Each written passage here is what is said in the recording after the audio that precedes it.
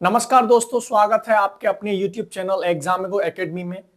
आज आप सीखेंगे कार्बन के उन पहलुओं के बारे में जो हमारे भाग 1 और भाग 2 में कुछ अछूते पॉइंट रह गए। हमने बात करी थी कार्बन एवं उसके यौगिक में। कार्बन एक नीम कहा जाता है कार्बनिक रसायन का। तो कार्बन के हम कुछ तत्वों को, कार्बन के भौतिक गुणों को हम भाग 1 व भाग 2 में देख चुके हैं।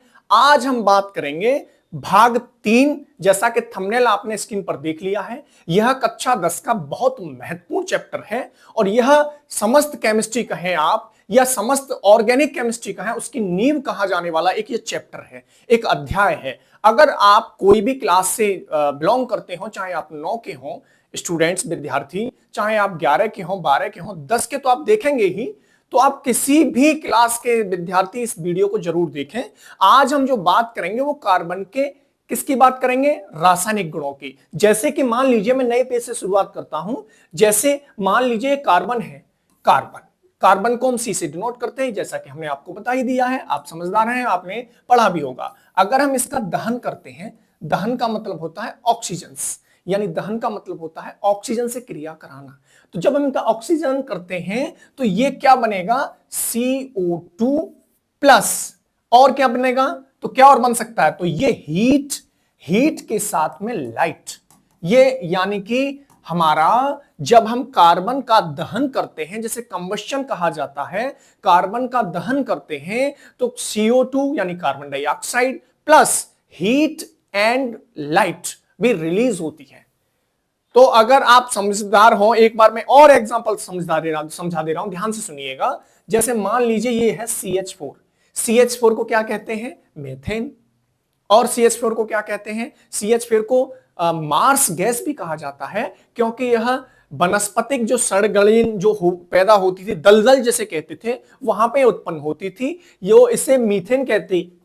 अगर मैं इसका ऑक्सीजन करूं, इसका दहन करें तो क्या होगा?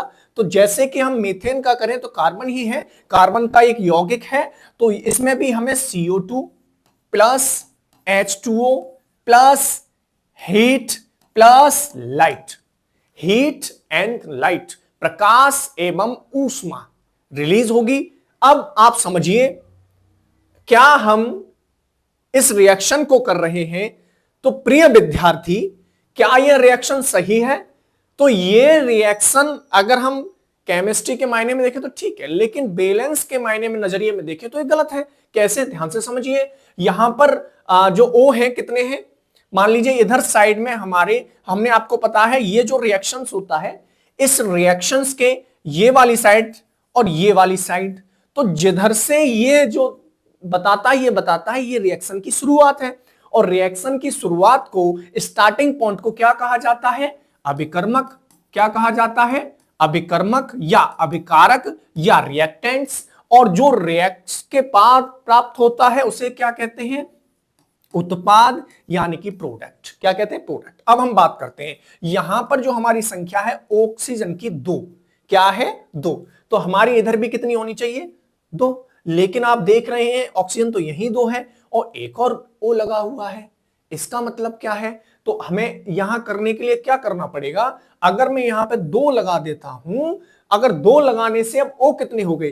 अब O की संख्या 3 नहीं रही, अब O की संख्या 4 हो गई। 2 यहां और 2 इधर, तो मुझे यहां भी क्या करना पड़ेगा? मुझे यहां भी क्या करना पड़ेगा? अब O2, जो O2 हमारा लिखा हुआ था उसके आगे भी 2 लगाना पड़ेगा। अब देखिए, क्या ये रिएक्शन सही है? अब सही है। कैसे समझे? कार्बन कितने हैं? 1। कार्बन कितने हैं इधर? 1।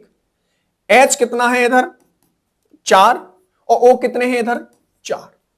ये होता है बैलेंस करने का तरीका। अब हमारी जो रिएक्शन है, इधर भी C इतने ही होने चाहिए, H भी उतने ही होने चाहिए, O भी उतने ही होने चाहिए। चलिए शुरू करते हैं। C कितने हैं इधर? तो देखिएगा आप, एक ही दिख रहा होगा। O कितने हैं? तो 2 ये रहे, 2 ये रहे तो 4। और H कितने हैं? तो 2 दूनी 4, तो H भी 4 है। तो क्या ये हमारा समीकरण संतुलित है? हाँ, संतुलित है। अगर देखो विद्यार्थी, हमारे इस चैनल पर यही पढ़ाने का एक तरीका होगा कि हम आपको समन्वित स्टडी कराएंगे, यानी इंटीग्रेटेड। आप यहीं पर सब समझ जाएं। ये रिएक्शन कैसी रिएक्शन है? अगर हमें हीट रिलीज हो रही है, अगर हमें ऊष्मा रिलीज हो रही है, तो कौन सी रिएक्शन हो जाएगी? तो जहां पर हीट रिलीज होती है उस रिएक्शन को बेटा कहा जाता है ऊष्माक्षेपी अभिक्रिया। तो ये कैसी अभिक्रिया है? ऊष्माक्षेपी अभिक्रिया। क्या होती है अभिक्रिया? क्या होते हैं अभिक्रिया के प्रकार? इस चैनल को सब्सक्राइब करें और इस चैनल के आप अंदर चलें तो प्लेलिस्ट बनी हुई है। प्लेलिस्ट में आपको maths by Nizam sir and SST by Amit sir and science by Dev sir आपको मिल जाएगा। आप जो साइंस पे क्लिक करेंगे वहां पे पहली जो वीडियो है हमारी रासायनिक अभिक्रिया एवं समीकरण, उसमें हमने इसे बखूबी समझाया है। ऊष्माक्षेपी क्या है, ऊष्माशोषी क्या है। बैक टू द पॉइंट बात करते हैं, चलते हैं हम आज अपने यात्रा पर निकलते हैं और आज के सफर पर हम आपकी शुरुआत कराते हैं। तो जो मैंने पहले आपको समझा दिया है, जो मैंने आपको बोल दिया है वही है। देखिएगा क्या लिखा हुआ है, कार्बनिक यौगिकों की यानी केमिकल प्रॉपर्टीज। कैसे? केमिकल प्रॉपर्टीज और फिजिकल प्रॉपर्टीज, केमिकल प्रॉपर्टीज, भौतिक गुण, रासायनिक गुण, इनमें अंतर होता है और इनसे आपका बहुत सामना करना पड़ेगा। इसलिए आप एकदम माइंड में सेट रखें कि फिजिकल गुणों में हमें किसकी बात करनी होती है, किन तथ्यों की बात करनी होती है और रासायनिक गुण में किन तथ्यों की बात करनी होती है, ये हमें पता होता है। तो देखिएगा क्या है, इसे बोल देते हैं कंबस्शन। क्या बोल देते हैं? कंबस्शन। जब हम दहन करते हैं तो कार्बन ऑक्सीजन में दहन करके ऊष्मा व प्रकाश, जैसा कि मैं अभी बात कर चुका हूं, पुनरावृत्ति नहीं करेंगे। जैसे CH4 है, ऑक्सीजन से क्रिया कराई, ये ऊष्मा लिखा हुआ है, प्रकाश बनेगा। अब हम बात करते हैं कुछ ऐसे तत्वों की जो कार्बनिक यौगिक कहे जाते हैं और वेरी वेरी इंपॉर्टेंट क्वेश्चन है, वेरी वेरी इंपॉर्टेंट टॉपिक है जो एग्जाम में आपको देखेंगे। तो कार्बनिक यौगिकों में हम महत्वपूर्ण जो बात करेंगे और सबसे पहले जो बात करेंगे वो एथेनॉल की करेंगे। किसकी करेंगे? एथेनॉल। और एथेनॉल कैसे बनाते हैं वो भी आपको पता होगा। कैसे बनाया जाता है भाई एथेनॉल? चलिए बताते हैं क्या बनाया जाता है एथेनॉल। ये जैसे कि मान लीजिए एथेनॉल कैसे बनाया जाता है भाई एथेनॉल? तो कैसे बनाया जाएगा? एथ क्या आ रहा है? एथ क्या आ रहा है? एथ। और पहुंच जाइए उस वीडियो में, पिछली वीडियो में, और जिसने नहीं देखी है वो बहुत बड़ा नुकसान कर रहा है। और जिसे नहीं अपने फ्यूचर के बारे में अपनी केमिस्ट्री अच्छी करनी है तो वो वीडियो जाके देख लो। क्या होता है एथ? जब कार्बन की संख्या 2 हो तो एथ होता है। तो कार्बन की संख्या 2 यानी कि मतलब 2 कार्बन की संख्या, एन लगा हुआ है, और जब एन लगा होता है तो एन का मतलब होता है यानी सिंगल बॉन्ड। क्या? Single bond. तो हमारे सारे के सारे ये जो होंगे, ये सी कितने होंगे? सिंगल बॉन्ड के साथ। यानी किसके साथ? सिंगल बॉन्ड के साथ। अब सी के कितने कितने बॉन्ड बना सकता है सी? तो कार्बन एक टेट्रा वैलेंसी एलिमेंट है, कार्बन एक चतुर्थ संयोजकता वाला तत्व है और यह सहसंयोजी बंध बनाता है जिसे इंग्लिश में कहा जाता है कोवलेंट बॉन्ड। और कितने बना सकता है? तो ये 4 बना सकता है। कितने? जी हां, आप सही सुन रहे हैं, 4 बॉन्ड बना सकता है। सी न 3 न 2 न 1 न 5, 4। अब इस सी के कितने बॉन्ड? 4। इस सी के कितने बॉन्ड? 4। अगर मैं इन पे H H H H H H, अगर मैं एच एच जोड़ता हूं, हाँ, अब मुझे पता है क्या कहना सर, गलत कर गए। नहीं, गलत नहीं है, समझो बात को। अब ये क्या है? ये इससे बोलेंगे हम एथेन। क्या बोलेंगे? एथेन। एथेन क्या? एथेन। लेकिन हम बात कर रहे हैं एथेनॉल, यानी इसके पीछे ऑल भी जुड़ा हुआ है। क्या जुड़ा हुआ है? ऑल। और ऑल का मतलब क्या होता है?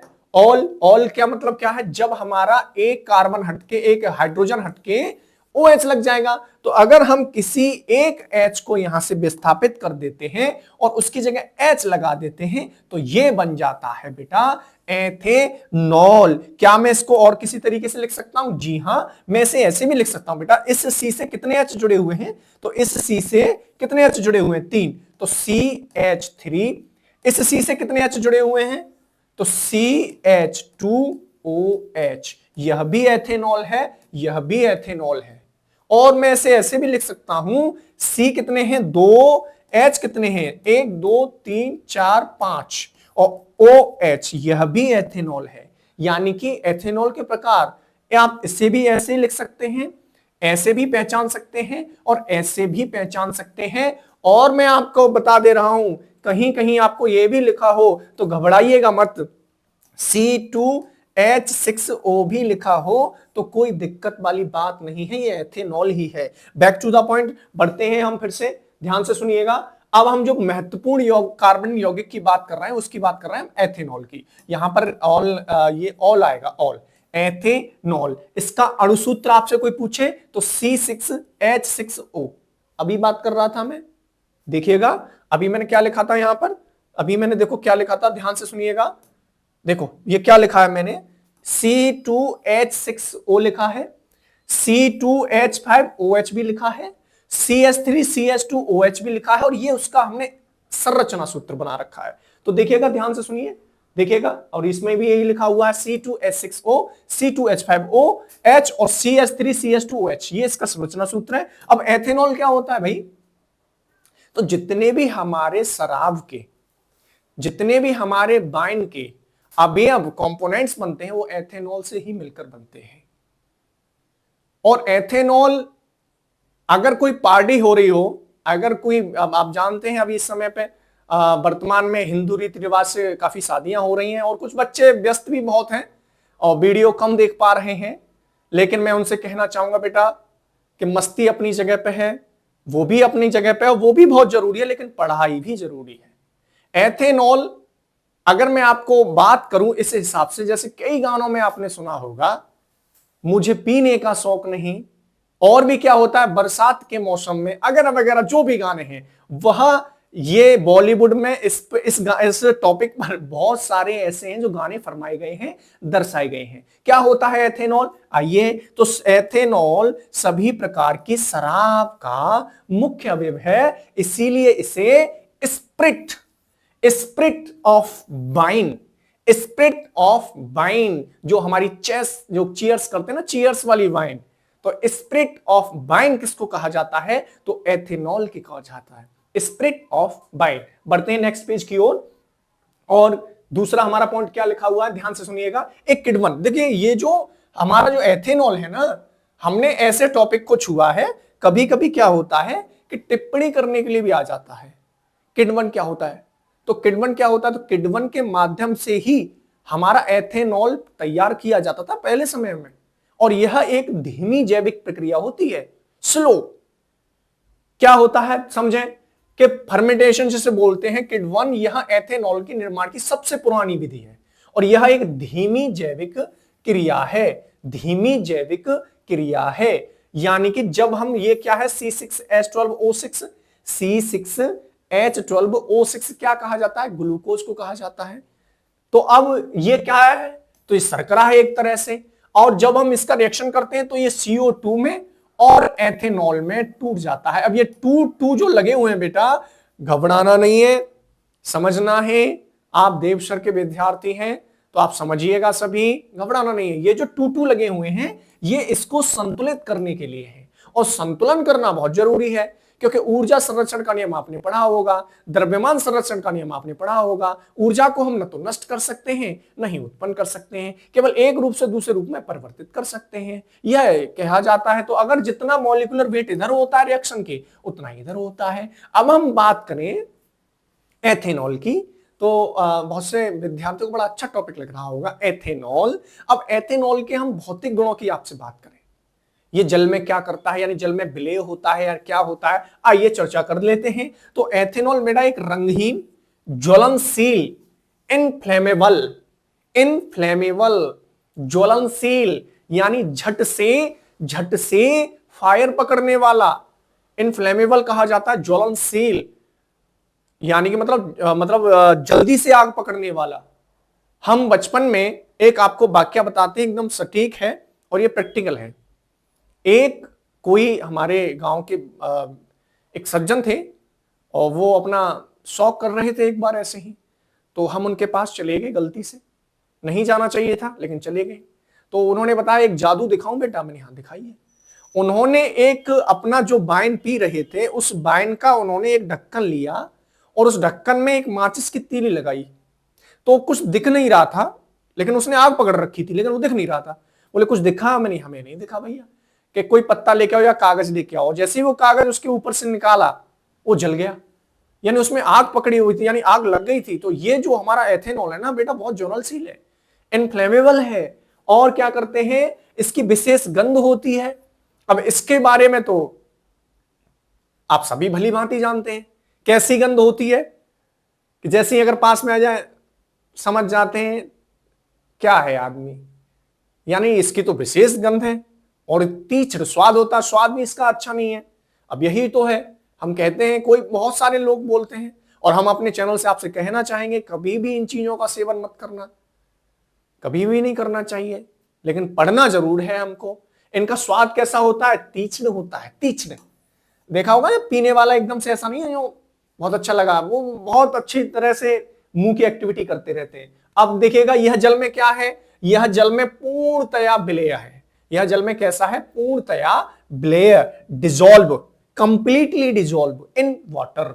यह पीने पर उत्तेजना क्या करता है साहब, उत्तेजना, और अधिक पीने पर निर्जलीकरण हो जाएगा। निर्जलीकरण का मतलब होता है डिहाइड्रेशन, यानी कि बहुत से आपने गांव में ऐसे वाक्य सुने होंगे, आपके आसपास भी हो रहे होंगे कि किसी ने अधिक शराब पी ली और अधिक शराब पीने से उसकी मौत हो गई इसमें। तो क्यों हो जाता है, क्योंकि वो क्या हो जाता है, निर्जलीकरण, डिहाइड्रेशन। अगर पानी की कमी हो जाएगी, पानी से पूरा शरीर बना हुआ है, हमारे खून में भी बहुत पानी है, अगर वो पानी ही सूख जाएगा तो पंपिंग कैसे होगी हार्ट की, और पंपिंग नहीं होगी तो फिर क्या होगा, बस यही होगा। तो इसीलिए तो हम बोलते हैं अधिक नहीं पीना चाहिए और बिल्कुल भी नहीं पीना चाहिए। और ये क्या कर देता है पीने पर, ये पीने पर उत्तेजना उत्पन्न करता है, और ये आपको लिखना है। अगर पेपर में आता है एथेनॉल को बताइए या एथेनॉल के भौतिक गुण लिखिए, तो आपको एथेनॉल का अणुसूत्र लिखना है, संरचना सूत्र लिखना है, भौतिक गुण लिखने हैं। और अब रासायनिक गुण की बात कर लेते हैं। हम एक बिल्कुल टॉपिक से स्टडी कराते हैं, पहले भौतिक गुण की बात, अब रासायनिक गुण की बात। अब रासायनिक गुण पे क्या होता है, तो इसका भी हम बात करें, दहन की, कंबस्शन, जिसे अभी पढ़ाया था कि एथेनॉल वायु में नीली ज्वाला के साथ जलकर CO2 व जल बाष्प बनाता है। बिल्कुल सही बात करी इन्होंने, ऐसा ही होता है। जो हम बात कर रहे थे कि ढक्कन में उसने अग्नि तीली लगा दी तो आग जल रही थी, नीले कलर की थी, वो दिख नहीं रही थी, लेकिन जैसे ही उसके ऊपर कागज निकाला वो जल गया। तो कैसा होता है, यानी कि CO2 भी और पानी भी, जलवाष्प भी निकलता है। इसके ऑक्सीकरण से क्या होता है, इथाइल एल्कोहल का ऑक्सीकरण करने पर एसिटिल्डिहाइड, ये एसिटिल्डिहाइड लिखा हुआ है, थोड़ा सा मैं फिर से बोल दे रहा हूं कि एथिल एल्कोहल, एथिल एल्कोहल, यानी एथिल एल्कोहल कैसे लिखा जाएगा, मान लीजिए ऐसे, एथिल एल्कोहल का ऑक्सीकरण जब हम करते हैं तो हमें एसिटिल्डिहाइड प्राप्त होता है। क्या होता है, एसिटिल्डिहाइड। जैसे कि मान लीजिए ये है CH3CH2OH, एथेनॉल भी है। अब देखो ध्यान से सुनना, एक पेज ले रहे हैं, अभी हमने क्या लिख रखा है यहां पे, CH3CH2OH। अभी मैं बात कर चुका था पहले पेज पे, आपको ध्यान होगा, क्या मैं इसे ऐसे नहीं लिख सकता, C2H5OH। जी हां, यह भी एथेनॉल है, यह भी एथेनॉल है, ये इसका संरचना सूत्र है, ये इसका अणुसूत्र है। तो अब मैं इसको क्या बोलता हूं, एथेनॉल। क्या, एथेनॉल। क्या इसका दूसरा नाम भी है, जी हां, इसे मैं बेटा एथिल एल्कोहल भी बोल सकता हूं, एथिल एल्कोहल। और जो बच्चे नए जुड़े हुए हैं वो समझ लें, ये दोनों नाम ठीक है, लेकिन एथिल एल्कोहल यह एक प्रचलित नाम है, जबकि ये एथेनॉल इसका IUPAC नाम है। कौन सा, international union of pure and applied chemistry. किस, कौन सा वाला, ये वाला, ये नहीं है, ये प्रचलित नाम है, जैसे साधारण नाम जिसे कह सकते हैं, ये हमारे IUPAC नेम है। तो अब हम क्या करें, इसका ऑक्सीकरण कराते हैं। चलो क्या कराते हैं, ऑक्सीकरण।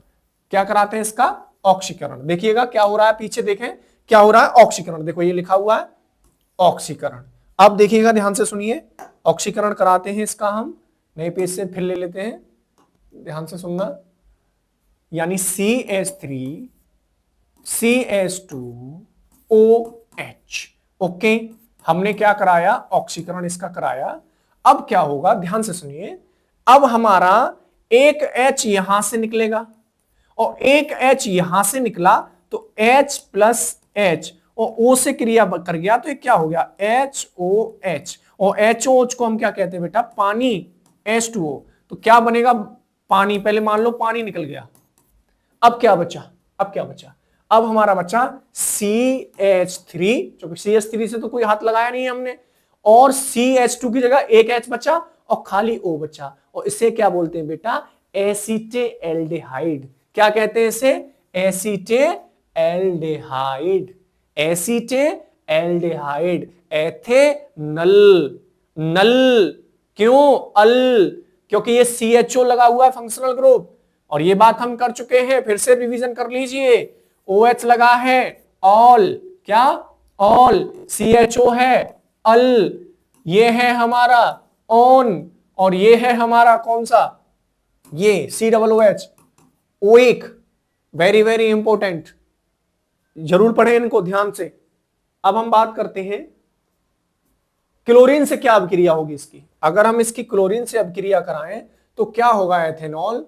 तो ये भी बेटा क्लोरीन से क्रिया करने पर क्या बनाता है, एसीटेल्डिहाइड। ये थोड़ा लिखने में दिक्कत हुई है थोड़ी सी, एसीटेल्डिहाइड, CH3CHO। अगर हम एथेनॉल के उपयोग की बात करें तो इसका उपयोग बेटा स्प्रिट बनाने में किया जाता है, और औषधियां, परफ्यूम आदि बनाने में किया जाता है, मदिरा व अन्य एल्कोहली पेय बनाने में किया जाता है। अब हम बात करेंगे, अभी हमने कौन सा वाला क्रियात्मक समूह पढ़ा है, OH, ऑल वाला। अब हम आपको पढ़ाते हैं ये वाला COOH, और ये COOH जहां बेटा लग जाएगा, इसकी अगर मैं आपको संरचना बनाऊं तो ये बनेगा ऐसे, ये होता है COOH, और इससे बेटा हम बोल देते हैं ओइक एसिड, ओइक अम्ल, ओइक अम्ल, जिसके पीछे ये लग जाता है उसे ओइक अम्ल कहा जाता है, जैसे कि एथेनोइक अम्ल, प्रोपेनोइक अम्ल। तो अब हम बात करें दूसरे एथेनोइक अम्ल की, किसकी, एथेनोइक अम्ल की, जिसका देखो ये क्या लिखा हुआ है, अणुसूत्र, जिसका अणुसूत्र कितना है, C2H4O2। यानी कि मैं इसका अगर मैं आपको नए पेज से बनाता हूं कि कैसे बनता है, ध्यान से सुनना। यानी कि हमें कार्बन की कितनी संख्या चाहिए, 2, कितनी चाहिए, 2, बन गई, बहुत अच्छी बात। हमें C के कितने कोवलेंट बॉन्ड बनाने होते हैं, 4, कितने बॉन्ड बनाने होंगे, 4। इनसे अगर मैं इससे H जोड़ दूं, एक H इससे, एक H इससे, लेकिन मुझे फंक्शनल ग्रुप में क्या लेना है, एक O लेना है और एक OH लेना है। तो O बेटा किससे शांत होता है, तो सिंगल बॉन्ड से तो शांत होगा नहीं, तो वो ये वाला बॉन्ड जो है इसका, ये यहां चला जाएगा।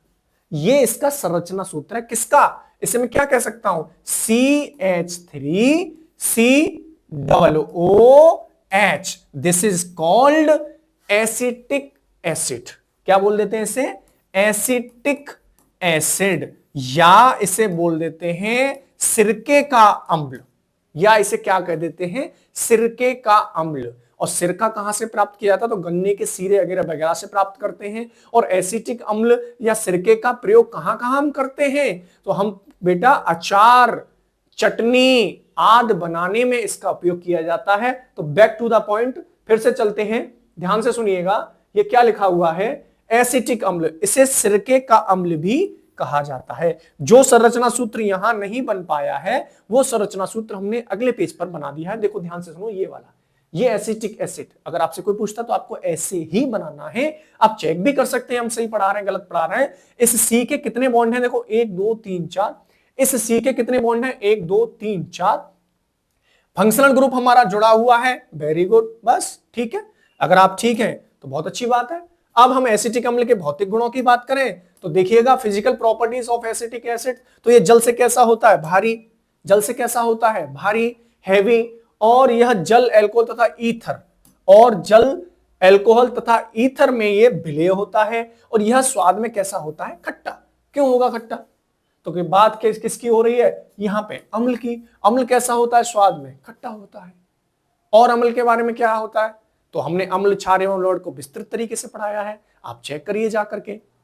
आप जब तक प्लेलिस्ट पूरी नहीं पढ़ेंगे, हर वीडियो को अच्छी तरह नहीं समझेंगे, तब तक बात नहीं बन पाएगी। हर आपको वीडियो पढ़नी है, समझनी है, प्रॉपर नोट्स बनाने हैं। ऐसा नहीं है मैं पढ़ा के चला गया और आपने पढ़ लिया, इससे विकास थोड़ी होगा।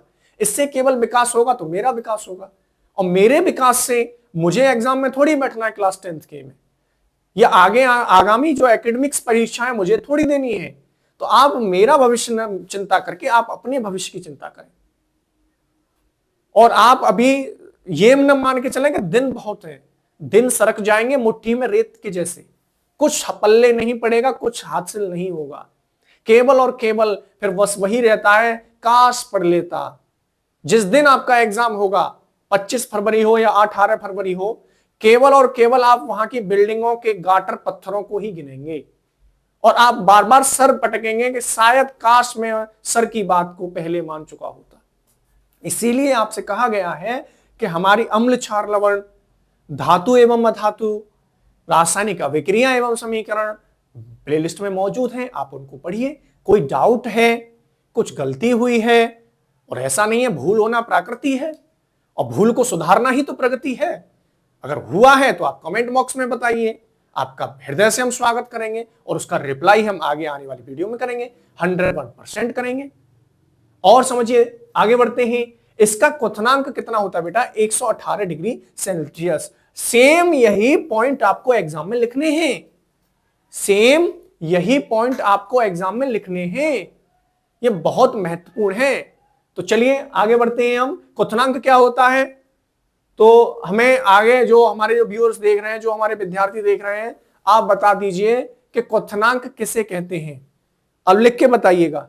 और नेक्स्ट क्लास में हम उनका नाम अनाउंस करेंगे जो बताए हमारा क्वथनांक होता क्या है। जैसे इंग्लिश में कहते हैं बेटा मेल्टिंग पॉइंट, क्या बोल देते हैं, नहीं सॉरी बोलते हैं बॉइलिंग पॉइंट। मेल्टिंग पॉइंट होता है गलनांक, इसे बोल देते हैं बॉइलिंग पॉइंट। तो व्हाट इज बॉइलिंग पॉइंट, यानी कि क्वथनांक किसे कहते हैं। आप जितना बढ़िया आप लिखेंगे उतना हम समझ जाएंगे कि आपने वास्तव में ही अध्ययन करके ही इस मैसेज को टाइप किया है। चलिए हम बात करते हैं एसिटिक अम्ल की रासायनिक गुणों की। जल्दी जल्दी हम क्लास करते हैं। बराबर में एक बग्गी सजी हुई है और आज थोड़ी देर में एक गाना बजने वाला है, आज मेरे यार की शादी है। तो जल्दी जल्दी हम क्लास को शुरू कर रहे हैं, शाम के 7 लगभग बज चुके हैं। तो देखिएगा एसिटिक अम्ल क्या है, तो इसके रासायनिक गुणों की हम बात करते हैं। तो इसके अम्लीय गुण की हम बात करें बेटा, तो अम्लीय गुण की कैसे बात होगी, तो ध्यान से सुनिए। एक पेज और ले ले रहा हूं मैं, चलो ध्यान से सुनिए। जैसे CH3COOH, तो इसमें अगर मैं आइंस में इसे तोड़ता हूं जल में घोलने पर, तो CH3COO ये माइनस का बेटा चार्ज देता है और ये हमारा H+ चार्ज देता है। और जो जल में घोलने पर H+ चार्ज देते हैं वो क्या होते हैं, वो अम्ल होते हैं। और जो OH देते हैं वो क्या होते हैं, बताइए बताइए।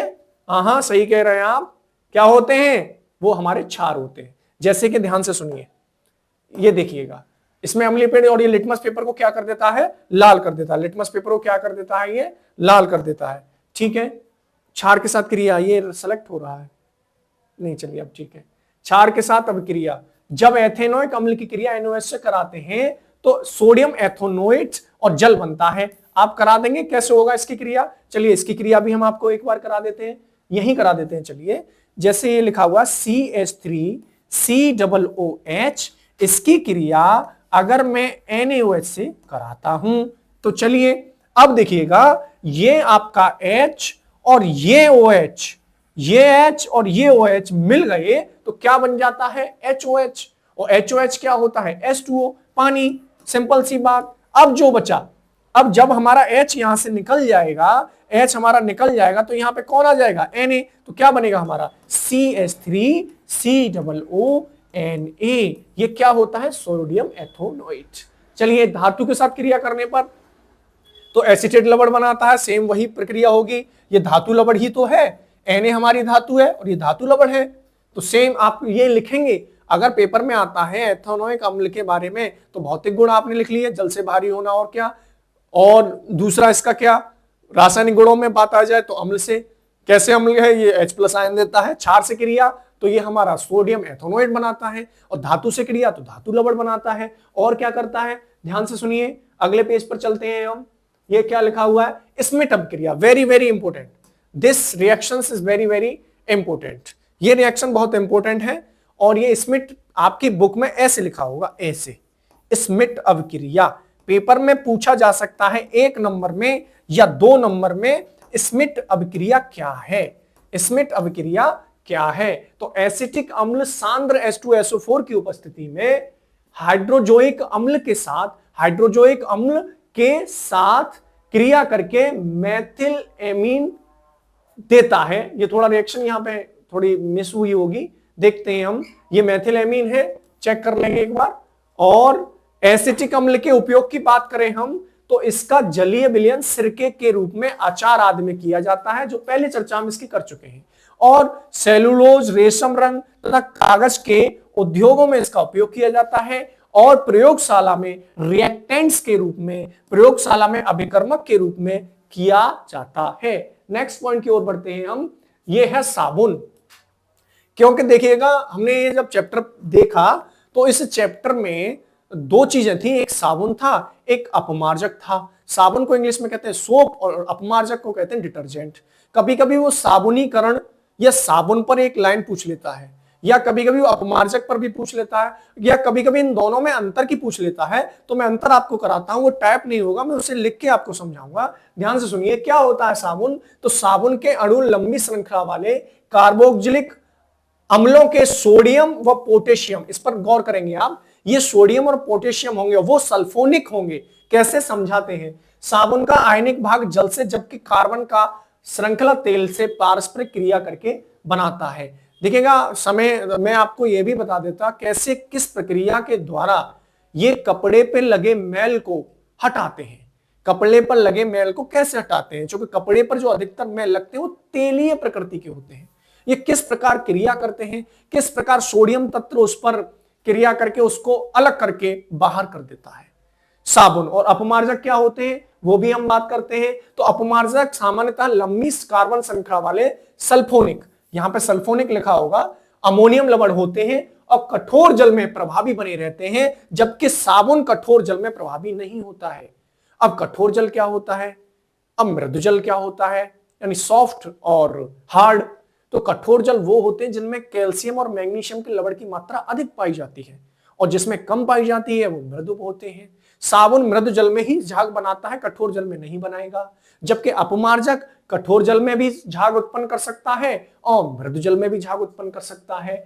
तो ये प्रभावी बने रहते हैं। अपमार्जकों का उपयोग जो है अधिकतर बेटा शैंपू में और कहां, कपड़े धोने के उत्पाद में किया जाता है। अभी देखो, मैं इनमें अंतर करा देता हूं, और कभी कभी ये अंतर पूछा जाता है, ये अंतर पूछा जाएगा। ध्यान से सुनिए सभी।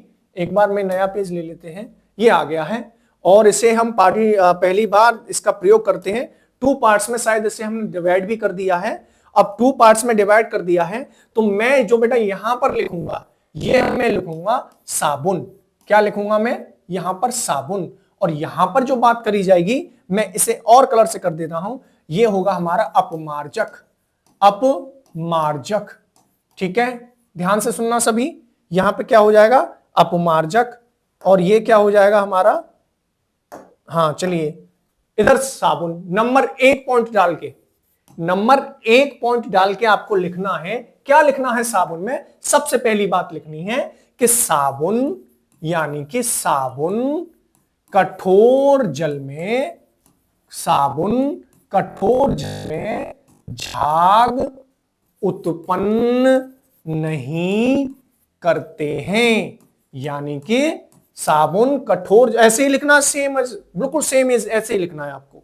और इधर अपमार्जक वाले कॉलम में आपको क्या लिखना है, नंबर 1 डालेंगे आप, ये रेड से लिखा हुआ है, अपमार्जक, अपमार्जक कठोर एवं मृदु, कठोर एवं मृदु जल दोनों में झाग उत्पन्न करते हैं, दोनों में झाग उत्पन्न करते हैं। नंबर 2 क्या लिखना है आपको, नंबर 2 क्या लिखना है साबुन वाले कॉलम में, नंबर 2 आपको साबुन वाले कॉलम में लिखना है। कौन सी बात लिखनी है, चलिए मैं एक कॉलम छोड़ दे रहा हूं हल्का सा। साबुन वाले कॉलम में आपको लिखना है, इसकी जो मतलब ये लिखना है आपको, यह जल प्रदूषण, यह जल प्रदूषण नहीं करता है, यह जल प्रदूषण नहीं करता है। जबकि इस वाले कॉलम में आपको दूसरा लिखना है, यह जल प्रदूषण के लिए जिम्मेदार है या जल प्रदूषण करता है। बिल्कुल आप समझ रहे होंगे, और ऐसे ही नोट करना है आपको। साबुन नंबर 1, साबुन क्या करता है, साबुन कठोर जल में झाग उत्पन्न नहीं करता। आप अपनी तरफ से लिख दीजिए, मृदु जल में झाग उत्पन्न करता है। और अपमार्जक में लिखना है कि अपमार्जक कठोर जल में भी और मृद जल में भी झाग उत्पन्न करता है। नंबर 2, साबुन क्या करता है? जल प्रदूषण नहीं करता है, जबकि यह जल प्रदूषण करता है। नंबर 3, अगर हम बात करें नंबर 3 की, तो साबुन एक आयनिक यौगिक है। कैसा है? आयनिक यौगिक। और साबुन एक आयनिक यौगिक है और इसके आयन कौन कौन से होंगे? तो CO- तथा Na+, CO- तथा Na+, जबकि इसमें भी आपको क्या लिखना है? इसके आयन SO3- तथा Na+, इसके भी यही होते हैं, इसके सल्फोनिक होते हैं और इसके क्या होते हैं? हमारे सोडियम, यानी कि मतलब सोडियम और मैग्नीशियम, ये वाला भी, अमोनियम वाला भी आ जाता है इसमें। चौथा पॉइंट आपको क्या लिखना है? चौथा पॉइंट आपको लिखना है, आपको 3 पॉइंट हो गए, चौथा भी लिख दीजिए आप। चौथे में आप लिख दीजिए, यह सफाई में अपेक्षाकृत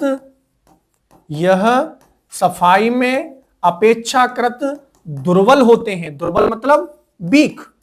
और यह बेटा, इसी के बारे में आपको क्या लिखना? चौथा पॉइंट, यह सफाई में प्रबल होते हैं, स्ट्रांग। कैसे होते हैं? यह सफाई में प्रबल होते हैं। आपको पेपर में आता है साबुन और अपमार्जक में अंतर लिखिए, 4 पॉइंट यही लिखने हैं आपको। 1-2 आपको और पता है और अच्छी तरह लिख दीजिए आप। एक हम भी बता देते हैं, यह जैव निम्नकरणीय होता है और यह अजैव निम्नकरणीय होता है, बायोडिग्रेडेबल जिसे बोलते हैं, वो भी पॉइंट आप इसमें लिखते हैं। तो चलिए आज की क्लास को, आज की सभा को हम यहीं विराम देना चाहेंगे। और यह क्लास जो है बेटा, केमिस्ट्री का जो पोर्शन है, हम जो विज्ञान पढ़ते हैं उसमें हम रसायन विज्ञान और जीव विज्ञान और भौतिक विज्ञान पढ़ते हैं। तो रसायन विज्ञान का चैप्टर आज हमारा यहां पर थोड़ा सा 4 चैप्टर विराम होते हैं और हम जो अब बढ़ेंगे वो हम अगले चैप्टर जैव प्रक्रम यानी लाइफ प्रोसेस, जो कि हमारा बायोलॉजी का बहुत अच्छा पार्ट है। As a citizen, as a student ये जानकारी हमें होनी चाहिए, एज अ ह्यूमन वो चैप्टर आप पढ़िए, बहुत अच्छा चैप्टर है और आपको जरूर, हम कहते हैं, आनंद आएगा। और प्रॉपर नोट्स बनाइए और हम जल्दी ही एक ऑप्शनल यानी ऑब्जेक्टिव टाइप क्वेश्चन लेके, मल्टीपल चॉइस क्वेश्चन लेकर के एक लाइव क्लास आपसे जरूर करेंगे। आप रिवीजन करते रहना। इसमें हम लेंगे पहले 2 चैप्टर यानी रासायनिक अभिक्रिया एवं समीकरण और अम्ल, क्षार एवं लवण। इसके कुछ ऑब्जेक्टिव टाइप क्वेश्चन होंगे जो कि लाइव होंगे। आपका जुड़ना बहुत जरूरी है और आप अपना चेक कीजिए कि हम किस तरह स्टडी कर रहे हैं। और जरूरी नहीं है कि आप आगामी एग्जाम दें, आप सबको जुड़ना है। तो चलिए आज इन सभा को हम यहीं समाप्त करते हैं। मिलते हैं अगले वीडियो में एक नए जोश के साथ, एक नई क्लास के साथ। तब तक आप अपना विशेष ख्याल रखें, क्योंकि आपका जब शरीर सही है, क्योंकि पहला सुख निरोगी काया, पहला सुख निरोगी काया। अगर आप निरोगी रहेंगे तो आपका मन भी प्रसन्न रहेगा और मन प्रसन्न रहेगा तो आपको विद्या भी अच्छी लगेगी और आप विद्या को अर्जन करेंगे वो बोझ से नहीं, मौज से उसे जरूर सिद्ध कर पाएंगे। चलते हैं, मिलते हैं एक नए वीडियो में। तब तक आप सबका बहुत बहुत धन्यवाद। जय हिंद।